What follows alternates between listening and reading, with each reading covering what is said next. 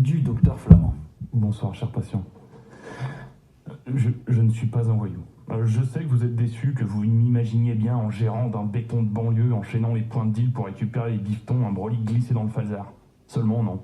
En sortant du ventre de ma daronne, il est vrai que je poussais ma première gueulante, il y a plus de 30 balais, dans le quartier malfamé des Minguettes, en plein cœur de Vénissieux, dans la banlieue lyonnaise. Si tu connais pas mon copain, à côté Plan-Cabane, c'est une station balnéaire.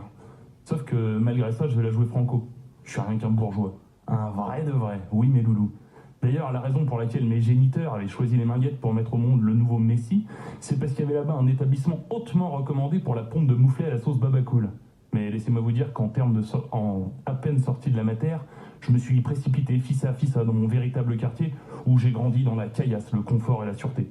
Mais mignon, je vous le dis cache pistache, les Brotteaux, c'est pas exactement le Bronx, c'est même tout le contraire. Si je veux vous jacter de tout ça ce soir, si je viens vous chauffer les esgourdes avec mes raconteries de ma plus grande enfance, c'est pas seulement parce que je sais bien que ma vie vous fascine. Bah si, reconnaissez-le que je vous fascine, que je suis l'Innoventura de vos nuits chaudes, le Jean Gabin du fantasme de vos blondes, et qu'écouter mes chroniques, ça revient ni plus ni moins à entendre le Saint-Père, les bigoteries et les tripotages de minots en moins. Non, mes copains, si je vous fais un brin de causerie ce soir, c'est rapport au fait que je m'exprime dans une blablaterie radiophonique qui fait de la part belle aux rappeurs. Oh oui, monsieur. Et qu'à voir la qualité du plateau d'hier soir, j'ai encore les paluches moites et le palpitant qui dansent la java. Et vu que bon, dans le rap, il faut se la jouer lascar pour gagner en crédibilité, je me suis dit, vas-y Gaspard, t'as déjà un blast de blouson noir, alors pousse le bouchon, ils vont rien comprendre les mectons. Eh ben quoi? Un petit bourge qui se prend pour un détrousseur de grand-mère? Un gosse avec une cuillère en argent dans le bec qui se prend pour un malandrin de première, c'est pas tellement chose rare dans le bordel que vous nommez rap. Et ça, vous voyez, les gus qui s'inventent une carrière dans le banditisme pour venir nous raconter des salades sur scène, des contes à dormir debout, ils auraient dessoudé 1000 condés, brassé plus de pognon pour se payer la Joconde en descente de lit, moi ça m'épuise. Plus que ça m'épuise, ça m'émale. Ça me fout la gerbe dès le petit-déj, et j'aime pas ça qu'on joue avec mes tripes.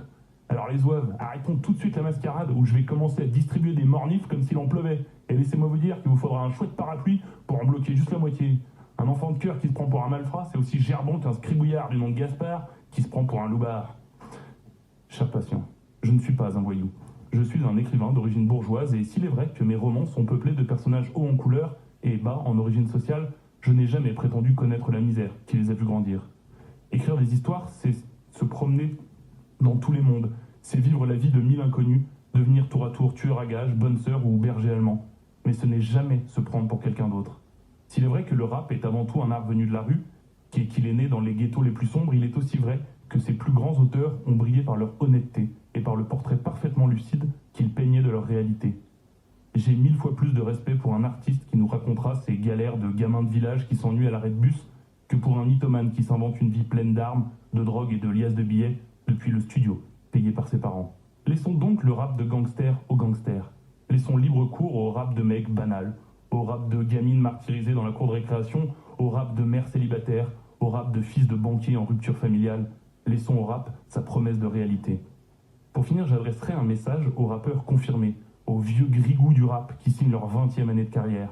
Ton appartement, ta voiture et l'école privée de tes gosses, c'est le rap qui les a payés. Alors ne prétends plus appartenir à une misère qui était autrefois la tienne. Arrête de nous parler d'une vie de dealer qui n'est plus la tienne. Si tu as véritablement du talent, je suis sûr que tu trouveras dans ta vraie vie l'inspiration pour de nouveaux morceaux. Cher patient, vous savez à quel point j'aime le rap. Et vous savez aussi que si je me permets une critique ce soir, c'est avant tout en croisant les doigts pour que cette musique que j'aime tant garde sa puissance et sa connexion réelle, pour nous éclairer encore plus pour des siècles et des siècles. Amen. Mais rassurez-vous, cher patient, je ne suis pas là uniquement pour vous parler de contrat d'honnêteté, je suis là pour l'ordonnance. Et comme je me suis chauffé avec toutes ces histoires de malfrats, je vous propose donc de vous glisser dans la peau d'un vrai voyou, pour écrire ce qui pourrait être la scène d'ouverture d'un polar, d'une série ou d'un film. Votre personnage, homme ou femme des bas-fonds du pays qui vous plaira, attend dans un bistrot malfamé. À la première personne du singulier, vous allez vous mettre à sa place pour décrire le lieu qui l'entoure. Alternant description et souvenirs, vous allez tenter de faire comprendre à votre lecteur les origines et galères de votre personnage.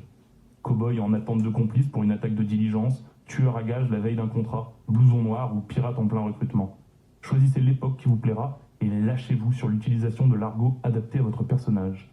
En 3 tournures de phrases et quelques mots bien choisis, vos lecteurs doivent être plongés dans un monde haut en couleurs. Ensuite, pour continuer dans la ligne droite du récit de voyou, je vous conseille la lecture de Sale temps pour les braves, de Don Carpenter.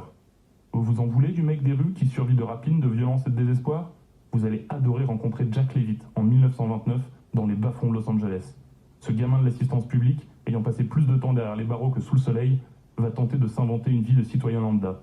Spoiler alerte, la chienlit n'a pas l'intention de le laisser faire. Premier et immense roman de Don Carpenter, il est à lire vite, surtout si on veut relativiser la misère dans laquelle on croit vivre. Ensuite, on se quitte bien sûr en musique, avec une rappeuse venue d'Espagne qui, elle aussi, a connu son lot de difficultés avant de parvenir à devenir sobre et artiste. On s'écoute Tormenta, la tempête, de Kiza. Je vous remercie de m'avoir écouté, c'était le Dr Gaspard Flamand. Et n'oubliez jamais, un homme sans culture, c'est comme un zèbre sans rayures.